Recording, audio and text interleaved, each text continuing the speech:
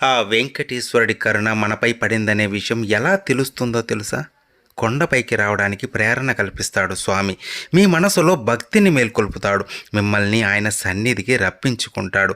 ఆలోచన కలిగిందే ఆలస్యం చేయకండి, బయలుదేరండి కొండకి. బయలుదేరే ముందు స్వామి నీకోసం వస్తున్నాను, భారమంతా నీదే అని గట్టిగా అనుకోండి. మనసు నిండా ఆయన రూపాన్ని నింపుకొని బయలుదేరండి. క్యూ మార్గంలో తోపులాటలు జరగవచ్చు, ఏకాగ్రత దెబ్బతీసే పరిస్థితి రావచ్చు. అది శ్రీనివాసుడి పరీక్ష కావచ్చు. సంయమనం పాటించండి. బంగారు వాకిల్లోకి అడుగుపెట్టిందే ఆలోచనలు శూన్యం చేసుకొని కనురెప్ప వేయకుండా శ్రీవారిని దర్శించుకోండి. ఆయన చేసే మాయ ఏంటంటే, దర్శనం అయిన వెంటనే మనకు ఆనందం కలుగుతుంది, కానీ ఆయన రూపం గుర్తుండదు, మర్చిపోతాం.